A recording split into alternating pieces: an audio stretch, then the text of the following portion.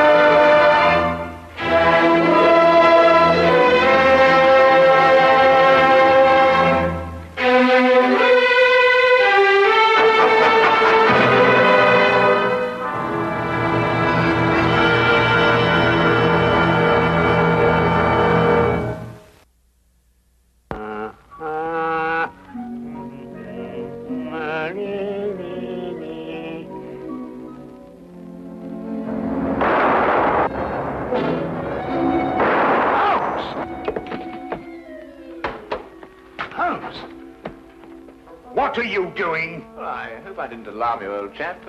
I'm just taking gun prints.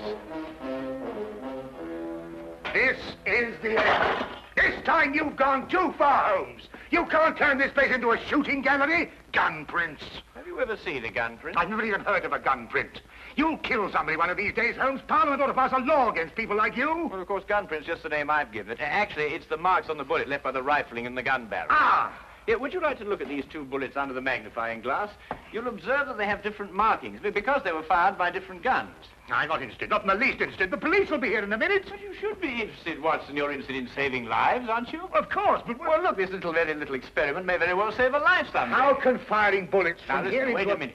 Take the case of a man who is accused of murder. I'd rather not. The prosecution claimed that the bullets were fired from his gun. They probably were. The man was guilty. I can see it all. Yes, but if it could be proved that it was impossible by the markings, then an innocent man's life could be saved. That's all very well and good, Holmes, but this flat is not the place to conduct these sort of experiments. How would you like it if I started to practice my surgery in the bathtub or on the kitchen table? Could you manage it in the bathtub, do you think? No, I give up. And now, if you're not keeping this appalling smell for experimental purposes, I will, with your permission, open the door. Holmes, I told you. I knew you'd gone too far. Now you have shot somebody. Well, if I have, I shall have to certainly correct those guns for drift. Oh, that's fantastic. He seems to have some breath in him still. No fault of yours if he has. Now, help me with him before somebody sees him. Yeah. Really, firing off revolvers, brewing poison, frightening people. It's more than a man can stand, Holmes. Really, more than a man can stand. Am I wounded badly, please? I'm a poor man. I can't afford a hospital. No. You'll be all right in a minute. You've just fainted from something. Something, you say? Didn't you hear what happened? I was outside, about to knock at your door, when suddenly I was attacked. Someone turned a revolver loose on me, bullets flying everywhere. I tried to fight back bravely, but there were too many of them, 6 or 7 at least, all firing guns. I'll get you a glass of brandy. Oh, thank you. You'd better call the police. They may try it again, whoever they are. Maniacs and foreigners, I'll be bound. No. You're quite safe now. Those shots came from my revolver and were fired into that wadding over there. You mean you were the one who... Yes, I was just carrying out a little experiment. I must apologize for any shock I may have given you. And no one is after me? And not to my knowledge, Mr. Wilson. Here, will you drink this, huh? Oh, thank you. You called me Mr. Wilson just now. How did you know that was my name? Well, it's on your collar. Very shrewd indeed, you're noticing my name like that. In fact, you've got exactly the kind of mind that could help me to unravel my mystery. That is, if you're willing to lend a poor man a hand. Oh, yes, I owe you at least that. What is the mystery? But perhaps you'll get a better idea of what it is if you read this first. Yeah, it's in the wanted column. Read it for yourself. Ah, to the Red-Headed League. On account of the bequest of the late Ezekiah Hopkins of Lebanon, Pennsylvania, USA, there is now another vacancy open which entitles a member of the League to a salary of £4 a week for purely nominal services. All red-headed men who are sound in... Apply in person on Monday at 11 o'clock to Duncan Ross at the offices of the League, 7 Pope's Court, Fleet Street. Apply in person on Monday at 11 o'clock to Duncan Ross at the offices of the League, 7 Pope's Court, Fleet Street. But what on earth does it mean, the Red-Headed League? It is a little off the beaten track, isn't it? I assure you, I felt the same way as you when I read it. A vacancy? For what, I asked. I'm a dealer in second-hand merchandise, and I believe in giving value for value received. And it certainly struck me as odd that somebody was prepared to give £4 a week for nothing. But young Spaulding took a different view of it. Oh? Who is young Spaulding? Vincent Spaulding. He's my assistant, and I couldn't wish for a nicer young man. I see. Now, suppose you tell me the story as it happened, right from the beginning. From the beginning? Yes, of course. Well, it all started 2 months ago when that paper came out. I was in the shop at the time. I'm there practically the whole of my time. I'm a widower and I've got little else to do. When young Spaulding came back from lunch. Mr. Wilson, if you only knew how I wish that I had red hair like you. Huh? Don't believe it or not. Here is another vacancy for the League of Red-Headed Men. A league of what? Red-Headed Men. Surely you've heard of them, haven't you? Oh, I'm afraid I don't get about as much as some of you young people do. I should have thought everyone would have heard of the League of Red-Headed Men. Well, at least everyone who was eligible. Now, a man like you, if you were accepted, could make himself a nice little nest egg without hardly lifting a hand. Vincent, I've told you before, there's one thing you've got to learn in life. Nobody ever gets anything except by the sweat of his brow. Value receives value. What is this Red-Headed League? Take a look at this paper yourself.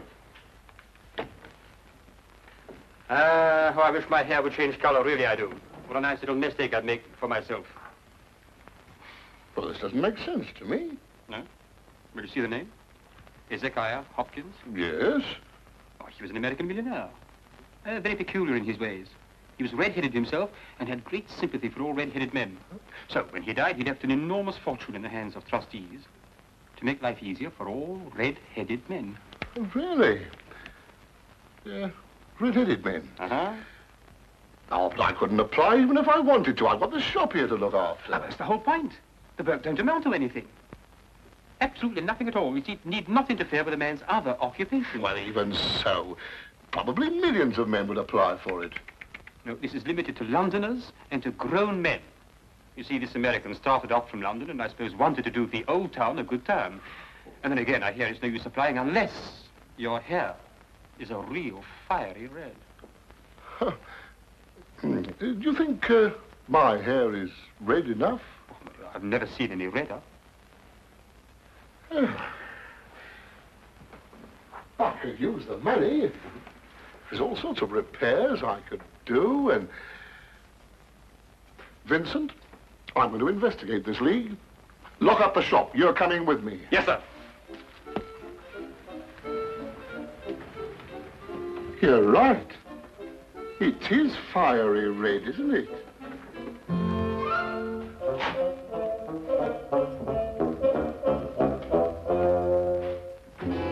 Just let me handle everything.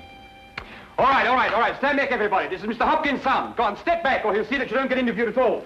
Mr. Hopkins, this way. Thank you for applying, Mr. Emerson. Your name will be kept on file, and in the event you are chosen to fill the vacancy, I'll get in touch with you immediately. Thank you, Mr. Ross. I do hope I win. My family and me could do with the money. We shall see what we shall see, Mr. Rivison. Thank you so much.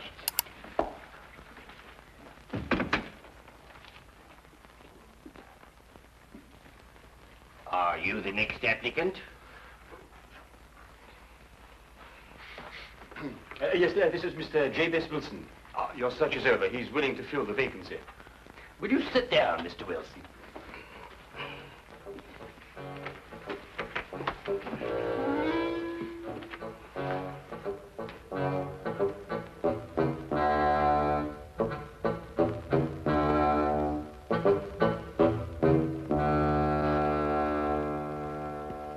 I've never seen anything like it. Ah, I told you, Mr. Wilson. It's extraordinary, beyond belief. Congratulations. It would be an injustice to hesitate. Oh, I've got the position. You have. You will, however, excuse me for taking an obvious precaution. There are tears in your eyes. I perceive all is as it should be, but we have to be careful, for twice now we have been deceived by wigs, and once by paint. I'm sorry the vacancy has been filled, but thank you one and all for coming.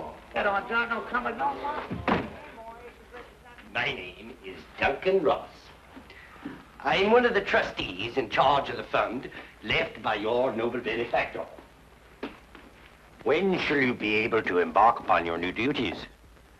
Oh, well, almost any time, I suppose. Though I should mention that I have another business which will require some of my time. Oh, so long as you're free to be here between the hours of 10 to 2, there'll be no objections. Easy enough, Mr. Wilson. There's very little business during those hours, and what there is, I could take care of. Oh, thank you, Vincent. I appreciate that. And what is the work? Copying the encyclopedia. The Encyclopedia Britannica. You will provide your own pen, ink, and blotting paper, and copy it down word for word. Is that agreeable? Well, yes. Our only demand is that you remain in the office, or at least in building, during working hours. If you leave, you forfeit your position forever. The will is very clear from that point. Well, it's only 4 hours a day. I shouldn't think of leaving. No excuse will avail, neither sickness, nor business, or anything else. Here you must stay or lose your billet. I quite understand. Then, goodbye, Mr. Wilson. And again, let me congratulate you. Oh, thank you, sir. Thank you. The Encyclopedia Britannica. Oh, you'll do a wonderful job of it, Mr. Wilson. I'm sure you will.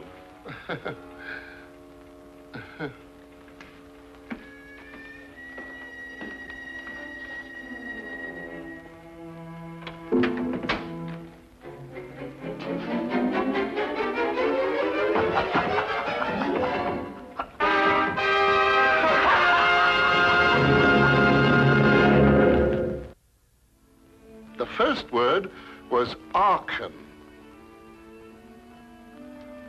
At the end of 8 weeks, I'd finished the A's and begun the B's. For this, Mr. Ross rewarded me every Saturday with 4 golden sovereigns. Yesterday morning, however, I got a staggering blow indeed.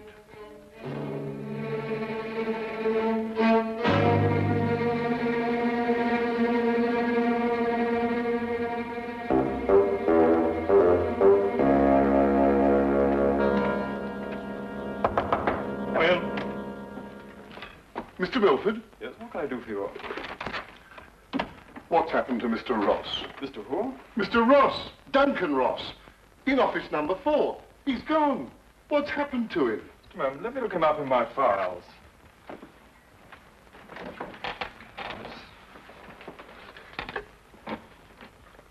Are you a customer of this, Mr. Ross? I work for him. That is, I did up until this morning.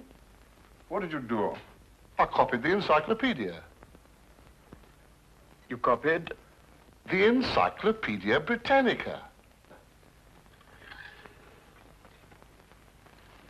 Wouldn't it have been cheaper buying another encyclopedia rather than going to all the trouble of copying it? You don't understand. That's the work the Red-Headed League required me to do. Look here, my good man. If this is a joke, I fail to see the humor. If it isn't, it's my duty to inform you that office number 4 was rented temporarily to William Morris, an accountant. I never heard of Duncan Ross, nor the Red-Headed League in all my life, and I'm certain they never existed. I got the home address of William Morris, but when I arrived there, it turned out to be a factory making ladies' unmentionables. No one had ever heard of William Morris or Duncan Ross. My word, you really were on a wild goose chase, weren't you? After that, I didn't know quite what to do. The whole experience was so embarrassing, I could hardly make myself tell it to Spaulding. Then, quite naturally, you thought of me. Well, as I said before, I'm not a rich man.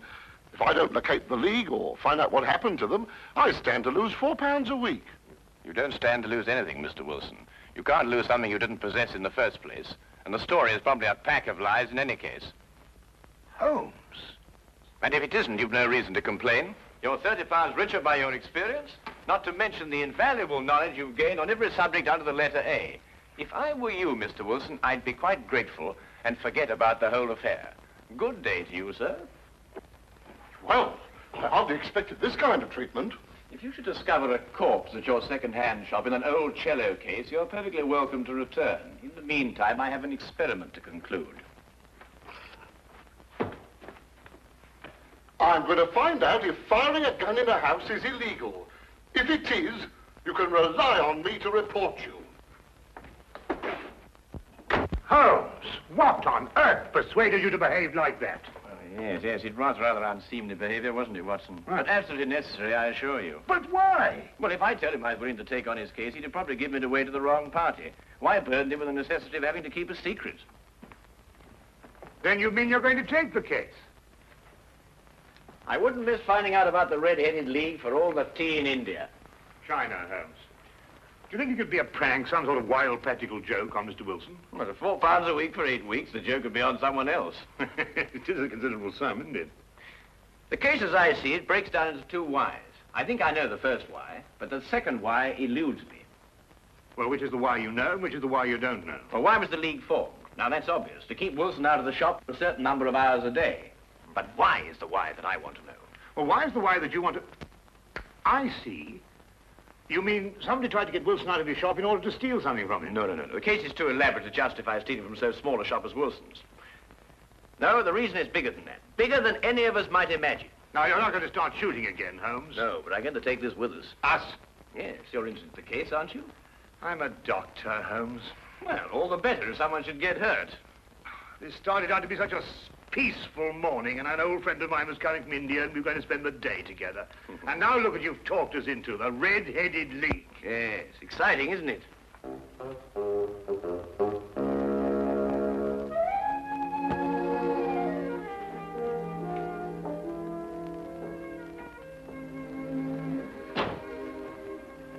Seems to be nobody here. I wonder where it could be. I'll be right with you, gentlemen.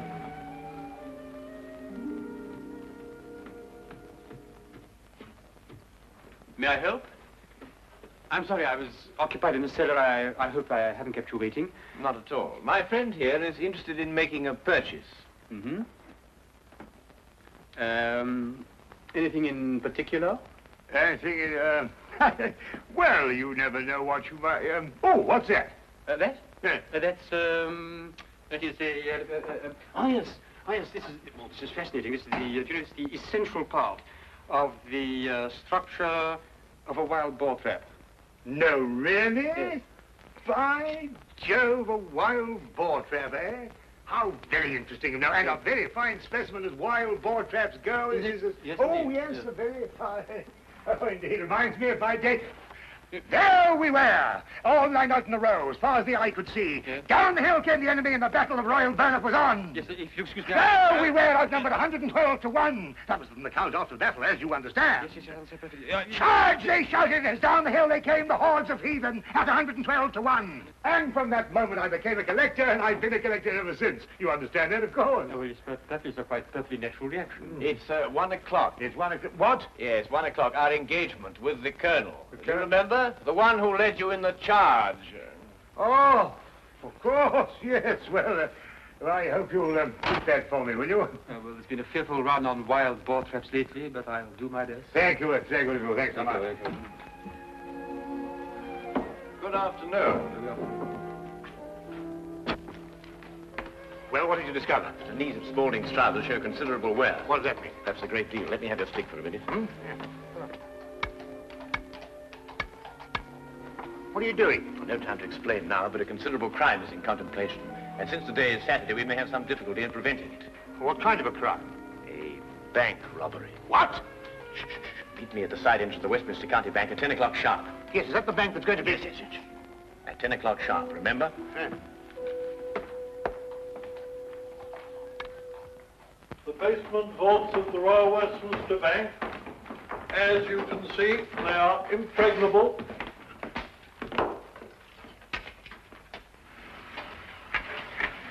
Why are you so sure that the bank's going to be robbed, Holmes? Because the knees of a man's trousers were badly worn.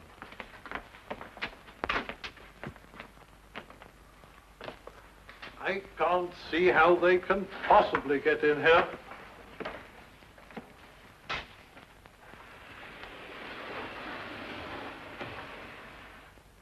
Is that the gold? Yes. We had occasion some months ago to strengthen our reserves, and so we borrowed 30,000 Napoleons from the Bank of France. Word must have leaked out, if Mr. Holmes' deductions are correct. Gentlemen, we must prepare ourselves. As soon as Mr. Wilson goes to sleep, they will make attempts to get in. Who are they?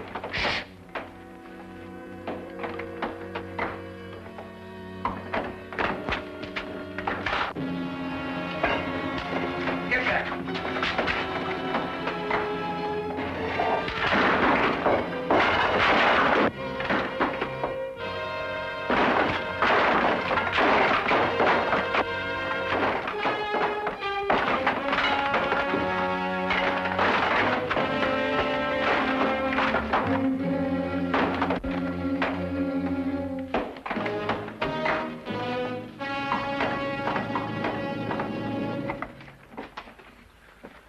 It's all right.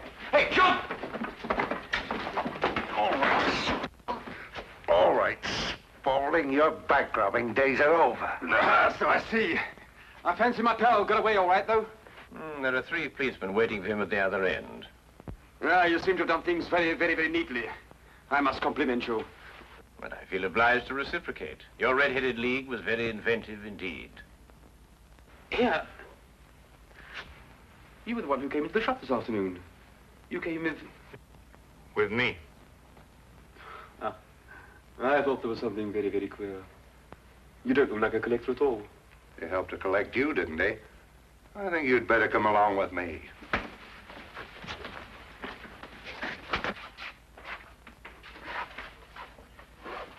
I don't know how the bank can repay you, Mr. Holmes. I've been more than amply repaid, Mr. Merriweather, by having one of the most unique experiences of my career. However, there is one thing you could do for me. Name it. Well, it's... Anything, Mr. Holmes. I'm a regular depositor at your bank, Mr. Merriweather, and I should be eternally grateful if you could do something about your pens. I've yet to find one of them that worked. Come along, Watson.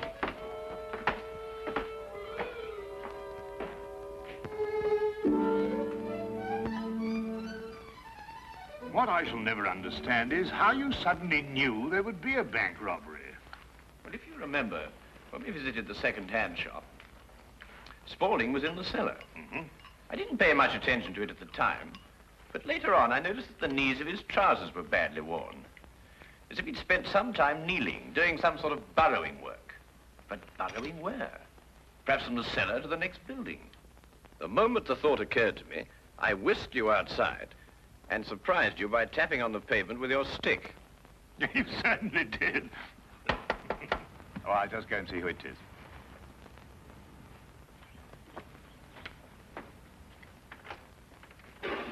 Hello, come on in, Inspector. Good evening, Dr. Watson.